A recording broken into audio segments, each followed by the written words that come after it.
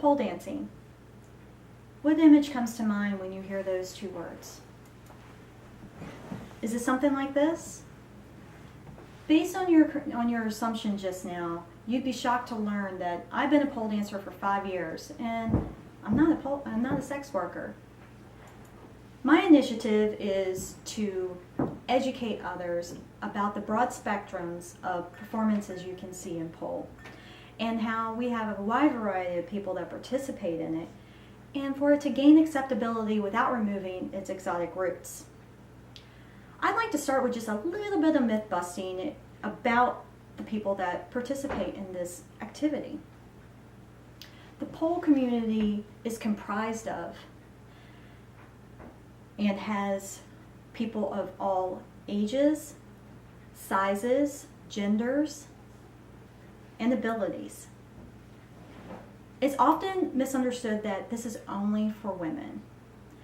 And that's false, because there are many studios and competitions that invite men and transgenders to participate. Also, I hear many times that people are too old to participate in this. However, we've seen how our society has shifted to embrace the age as just a number. Our local newspaper, the Richmond Times-Dispatch, featured an article on a local pole dance studio where they interviewed a student named Sue, which boasts she was over 60 years of age and loved pole dancing. And as I said, our community is really diverse. You're going to find people from all walks of life. Their careers are going to range from retail all the way to the courtroom, which makes for interesting conversation.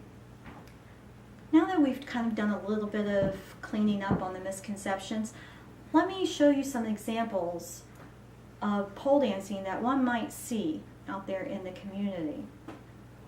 Today, I am using pole sport organization competition videos to demonstrate just how pole dancing can be about feats of strength and flexibility with elements of dance and even theatrics.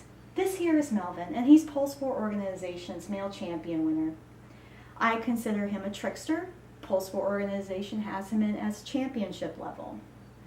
You can see here that he's just very strong. In case, Melvin is a competitive gymnast, and he also teaches pole and gymnastics. In my next example is what I call dance inspired. This is Pole Sports Organization's 2014 Women's Professional winner, Shayna Crouet. You will see elements of contemporary pole dance throughout her piece.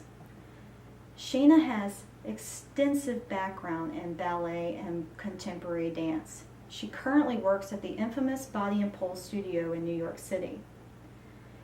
In this move that you are about to see is her signature move, and it perplexed the pole community. It really appears as if she is being hauled by just her toe.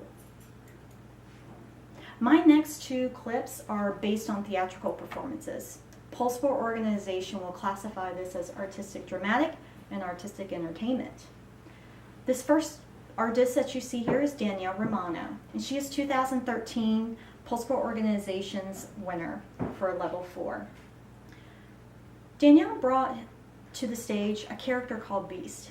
It is the first time that our pole community saw intense, deeply developed character, and she chose to use movement that was on par with a character rather than just using traditional dance methods.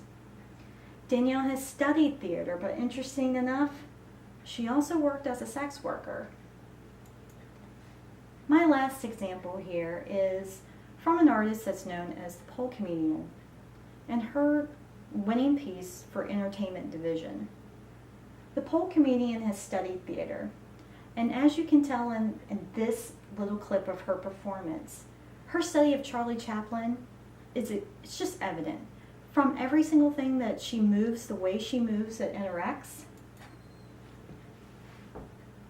to the tricks that she has chosen to do.